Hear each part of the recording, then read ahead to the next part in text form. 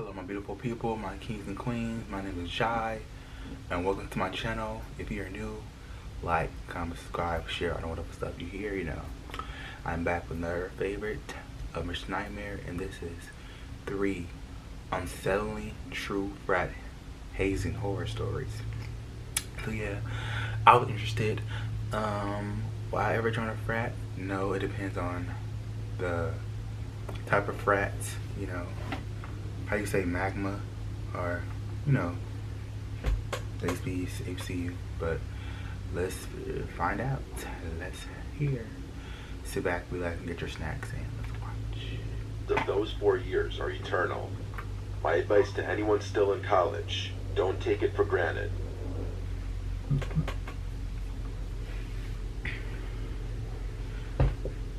Being some bizarre, scary situations. My college years were some of the best years of my life. Don't get me wrong, I'm very happy with the life I live, but my memories of those 4 years are eternal.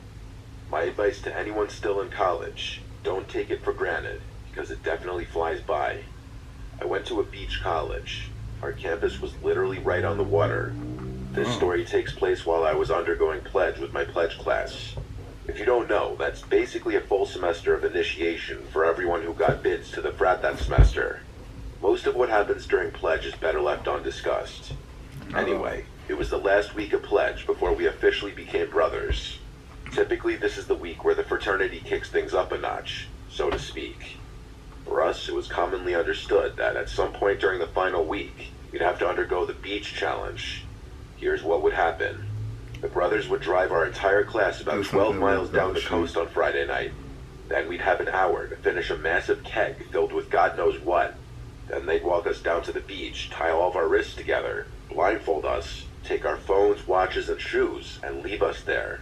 We'd have until sunrise to make it back to the house. Otherwise, we'd all be dropped. To be completely honest with you, I was pretty nervous leading up to this, but there was really nothing I could do. There was nothing any of us could do. I remember it being oddly chilly the night of, but the excitement of becoming a brother and finally being done with all this nonsense was adrenalizing. The kegs were the easy part. By this point, we were pretty comfortable with divvying up the alcohol and pulling trig if necessary. There were 15 of us. After tying us together, the brothers blindfolded everyone but Chandler, who was at the very front of the line. He was to be our eyes, but that's all the help we'd get. Our pledge master was this big Mexican guy named Ramirez, but he insisted we all call him Los Pollos, like the restaurant for Breaking Bad. He was a strange dude. He outlined the rules for us one last time, then joined the rest of the brothers and left. Trying to call you that name. We were now on our own. I won't run you through everyone's names, but my closest friends in my pledge class were Chandler, Whitworth, Jackson, and Dickrum. I was at the very back of the line, and Whitworth was directly in front of me. We began walking with Chandler leading us. It was hell. Without our phones, there really was no way of telling how much ground we were covering or how much time we had left. Is it worth it? All we could do was keep walking. At first, we tried to liven the mood by talking and cracking jokes, but eventually that got old. After what I'll call 2 hours of walking, we were trudging along in complete silence. 2 hours? The occasional stop for someone to throw up. I started to disassociate. Even the sounds of the ocean grew silent as I walked along, trapped inside my own head. It was completely silent. I can't do it. Suddenly, I felt a sharp tug on the rope around my wrists, so I took a few big steps forward and stopped, assuming Whitworth had fallen. Whitworth was a little more clumsy than most, so this kind of thing wasn't super surprising. I didn't really have the strength nor energy to ask him if he was all right, so I just waited. I must have been standing there like a statue for a full minute. Something felt off. I was just about to say something when the rope around my wrists was pulled tight again. I resumed walking, pleased that Whitworth hadn't passed out. The trek resumed, and I drifted back into my zoned-out phase, feeling terrible. I prayed we were closing in on the final stretch. We had to be. Just then, I took what must have been my 10,000th step, but something was different. Instead of hitting damp sand, my foot slapped the unmistakable thin layer of ocean water. I took a few more steps and the water got deeper, reaching up to my ankles. I was confused. Why would Chandler be leading us into the water? The rope pulled tight again, meaning Whitworth and everyone else in front of me was continuing to walk. so I did the same. I guess I figured someone needed to wash off their feet for whatever reason. If no one else was complaining, though, I definitely wasn't going to start. The water remained ankle height for a while, advancing and receding with the sway of the waves. Just then, though, I felt the water begin to rise again, until it was comfortably around my shins. Oh, Chandler was definitely screwing with us, which for the life of me I couldn't understand why. Wasn't this stupid activity painful enough? The water was only going to slow us down. Seconds later, it began to pick up on a faint sound in the distance. I craned my ears and began to recognize it. It was the sound of an idling boat engine. As we continued to walk, the drone of the engine only got louder, meaning it was getting closer, or I was getting closer to it. I was starting to get really uncomfortable. The water was almost up to my knees at this point. Finally, I broke what must have been hours of unspoken silence. Guys, what the hell are we doing in the water? I waited, confused as to why no one was answering me. Guys, I asked again in a more concerned voice. Still nothing. Are you by yourself? I could feel panic begin to set in. Suddenly, my blindness was suffocating. I had to look around. I reached my wrists up towards my eyes in an attempt to undo my blindfold. As I did so, the rope yanked away from me, forcing my arms back down. I cursed, plunging my head down towards my fingers and undoing my blindfold before the rope could be jolted away from me again. To my horror, Whitworth wasn't the one guiding me. Instead, I found myself staring at a random, middle-aged man holding the frayed end of the rope tied around my wrists. I stared in shock at the severed rope in his hand. Wow. That's when I realized what had done the cutting. A long, rusty kitchen knife sat in his left hand. Past him, there was a boat bobbing in the water, and I could make out 3 more silhouettes towering on board. I screamed bloody murder before he had a chance to react, yanking my arms upward as fiercely as I could. At the same time, I lifted a foot out of the water and kicked his chest with all the strength I could muster. Luckily, the rope broke free from his grip. He grabbed my shirt to try and cushion his fall, but the fabric gave way with a deafening rip. He yelled as he plunged into the water with a huge chunk of my white pledge t-shirt, but I was already moving as fast as I could toward dry land, my wrists still tied. A few seconds passed before I heard a splash from further away. Someone had jumped off the boat. I didn't even look behind me, I just kept moving. I was about halfway to the sand when something whizzed right past my head, maybe a few inches from my right ear. It was the knife. I watched it shoot past me before disappearing into the water. I was in complete shock, but the adrenaline was doing its job. I got to land, and for the first time, looked back. There were 2 men in the water and 2 on the boat. They weren't chasing me anymore, just staring lifelessly in my direction. The closest man was still holding onto the white piece of my shirt that had torn off in the fray. I didn't waste another second. Unless they set I you ran up up the to beach the... and made it to the street. By this point, it was past sunrise, but my frat was the last thing I was thinking about. I flagged down the nearest car, and after pleading to use their phone, called the police. It was no use. By the time the cops showed up, the 4 men were gone, presumably off to wherever in that tiny little boat of theirs. I lied to the cops about what happened, worried that there might be repercussions for the frat.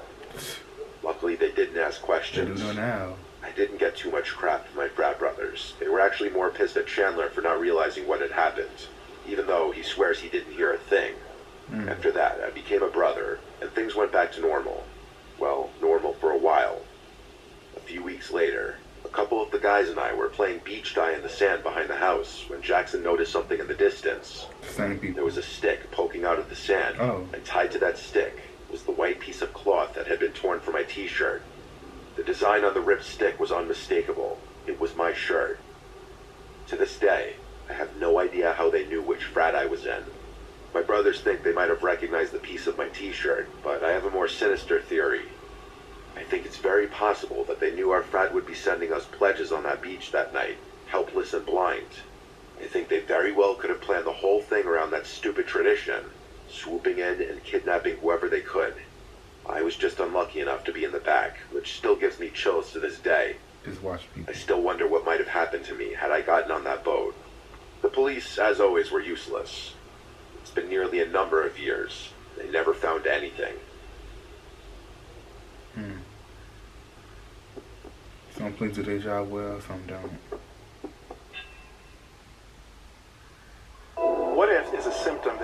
immense individuals with OCD. What if I never feel just right? What if I bring COVID home to my family? This happened to me about a year ago today, which is why I'm writing about it now. I'm a 19-year-old college student that was in the middle of joining a fraternity on my campus. I go to a big party school down south, and Greek life is taken very seriously there. For privacy reasons, I'll spare the specific details, but this particular night was my initiation, meaning the night that me and my class of 20 students would officially become brothers of the fraternity. During the process of joining, which lasts a couple of months, the brothers would make us do odd things, like blindfold us and take us to strange places. You know, typical hazing stuff. This was one of those nights. We were blindfolded and left the frat house around 10:30 p.m. The brothers took our phones and drove us to a mystery location, split between a couple different cars to make sure we all got there. On the way over, they made us try and memorize some corny song while it blasted on full volume. We always had to do these annoying tasks while blindfolded, I guess as part of the whole hazing thing. Anyway, after about 20 minutes of driving, the car stopped and I heard the doors open and close. I felt a hand grab my arm and silently usher me out of the car. We walked probably 200 feet, where I was then told to sit down and be quiet. I was sitting on grass, so I assumed we were in a field or something. I could also tell I was sitting near people because I heard them sit down, and I also heard the brothers telling each of them to be quiet. After about a minute of sitting in silence, I heard a voice speak to all of us, saying a bunch of fraternity-related things, but mostly about how we were deemed worthy of becoming a part of the brotherhood. Then, over the course of like 30 minutes, I sat in silence, occasionally hearing the sound of footsteps and movement around me. I figured they might have been doing the final steps of initiation with each person individually, like walking them away to talk to them in private. I didn't know for sure, but being blindfolded meant I was just left to my imagination. There was a time, though, when the footsteps went away, and all I was left with were the sounds of crickets and leaves rustling through the night breeze. I began to grow uncomfortable, as it must have been like 20 minutes that I was sitting there in silence. Then suddenly, I finally heard the footsteps of one of the brothers walk up to me, and I felt a hand grab my wrist and lead me away.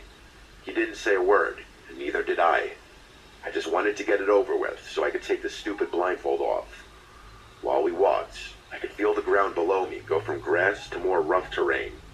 I could tell we were walking through a forest, as I felt branches and shrubs scrape against my body.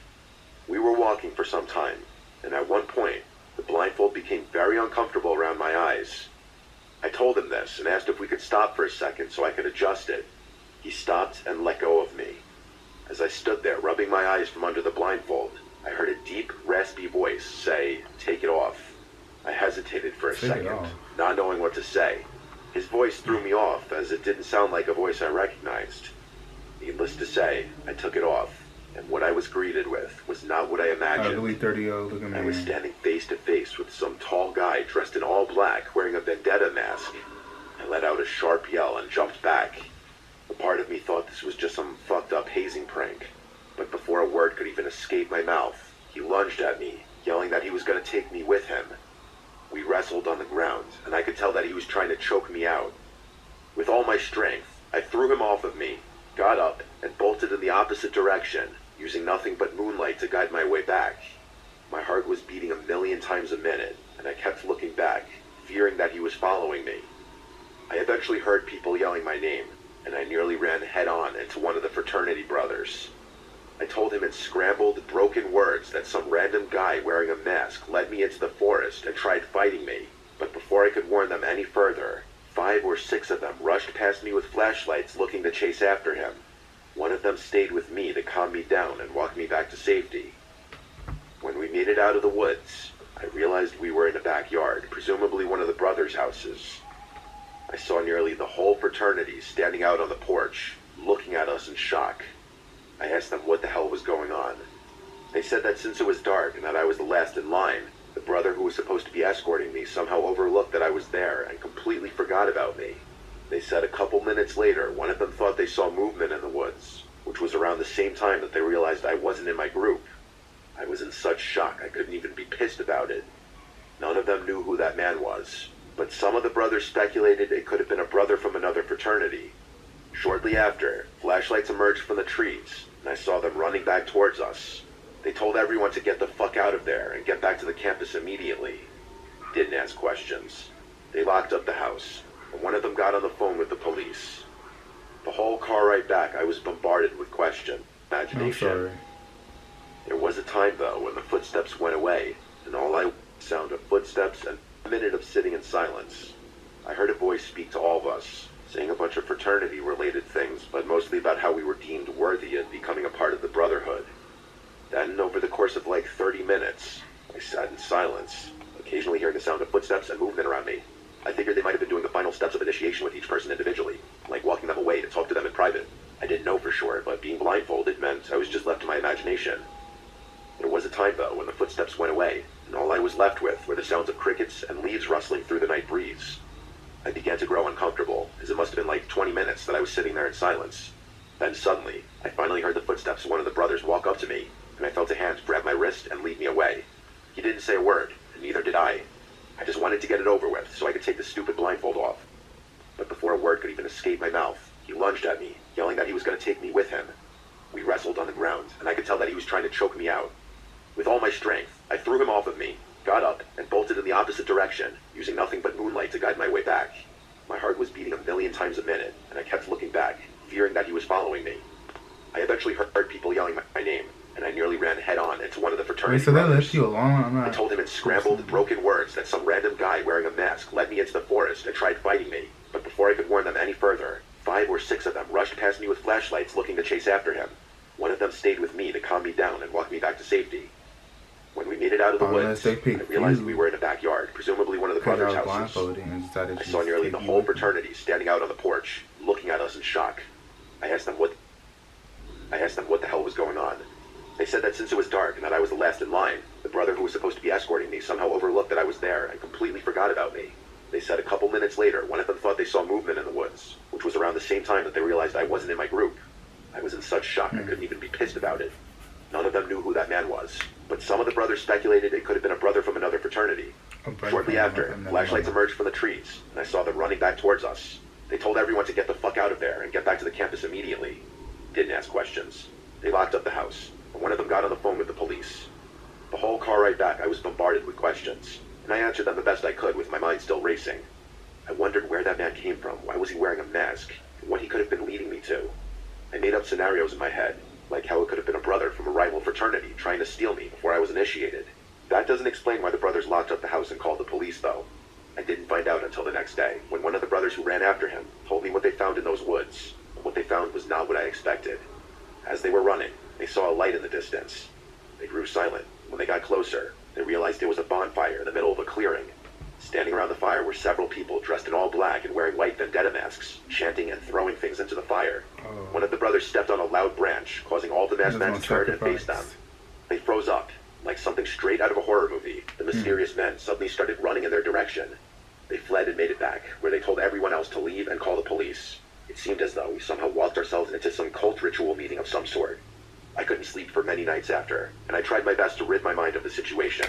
However, something that I heard from the fraternity a few days later sent shivers down my spine. While a few of them were playing football in the backyard of that same house, they found a white vendetta mask hanging from a tree nearby. They called the police, and the cops took it for evidence and examination. I'm not sure if those guys were ever caught, or if the police even made anything of it. I'm also not sure what the hell those weird people were doing in those woods.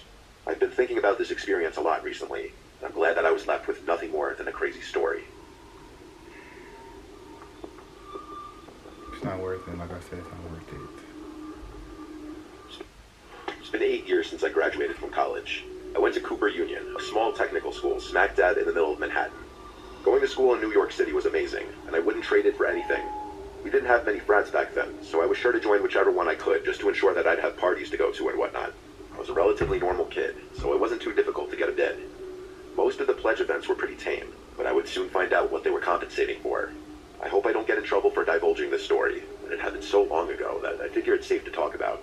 I doubt my old frat is still making their pledges even do this. I certainly hope they aren't.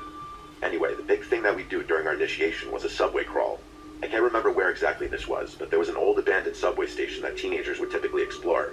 Our frat would make us enter from one of the active platforms, walk to the abandoned one, take some pictures, and then continue to the next active platform. We'd been given subway schedules to ensure that there was no chance a train would come around while we were vulnerable. We'd have plenty of time to get onto the abandoned platform, wait for one train to pass, and then make it to the next station. I know what you're probably thinking, but no, we didn't have to run from a train. The route was planned pretty well, and we all had a lot of leeway when it came to traversing the track. All we had to do was avoid the dangerous third rail and we'd be okay. I had been a big fan of urban exploring before college, so this was honestly more exciting than nerve-wracking for me. It was some random weekday at like 3 a.m. when our frat brothers made us go down into the subway. I'm pretty sure they picked this time because trains were very infrequent and we'd be protected at all costs. There were about 10 of us. I'm telling you, it was a pretty small school. You don't need to know everyone's name, but I should mention that my closest friend in my pledge class was an Albanian dude named Riker. He's the funniest guy you'll ever meet. My friends and I always said he should try and do stand-up comedy. He also smoked a crap ton of pot, which is important for this story. The group of us made our way into the subway unscathed. Riker and I brought up the rear because everyone else was too scared to do so. It was really dark in there, and our frat brothers had only given us 2 flashlights to share. Those flashlights and a single cheap film camera were all we had. At first, I was entrusted with one of the flashlights for being in the back, but I quickly gave it up to one of my pledge brothers who was whining about not being able to see. Not even 30 seconds into the walk, and Riker had his first genius idea. He pulled out a pre-rolled joint from his jacket and grinned, motioning for me to stop.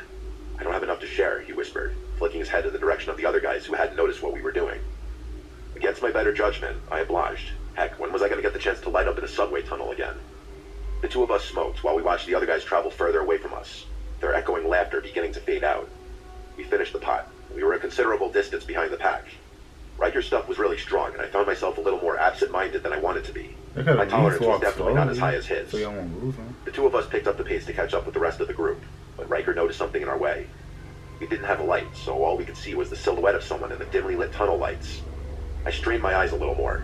There was definitely a person in there, just standing motionless in the middle of the track, facing us. It was honestly a little creepy. "David?" called Riker, his voice piercing the silence of the tunnel. The person on the track didn't respond. Come here, David. Just then, David's voice called back to us from further up the line. The 2 of us froze. This person in front of us was a stranger. As if David's voice was some kind of switch, the person on the track started full-on sprinting towards us. The 2 of us turned around and bolted back the way we came. Being as high as I was, I felt like I was going to have a panic attack. The figure's sprint was eerily silent, as if we were being chased by a shadow. This guy must have been impossibly light. Riker's grip on my arm tightened, his goofy confidence completely gone. "Faster," he hissed, the fear in his voice mimicking my own. I knew we still had some time before the next train came, but running in the wrong direction just felt wrong. Riker must have thought the same thing, because he frantically pulled me to the side, motioning for us to cross the divider onto a different track. In hindsight, we probably could have continued running back to the original station, but I was so high that I just followed Riker blindly. We made it across the divider and sprinted back in the direction of the abandoned station. Things were even more terrifying now, though. We had literally no idea when a train was going to barrel down towards us on this track, but at least we were heading in the right direction. I hoped Riker's maneuver was enough to shake whoever was chasing us, but apparently it wasn't. Whoever was behind us also crossed the divider and kept running after us. The problem was there were only a few places where the divider could be crossed, so we'd have to pray we found another one before a train came. My heart was thumping, but Riker and I were able to widen the gap between us and our pursuer.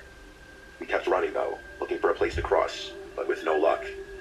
Riker started cursing repeatedly, and I started feeling like throwing up. We kept running, still searching for a place to cross. Just then, the track started vibrating, and we could see light beginning to poke through at the distant end of the tunnel.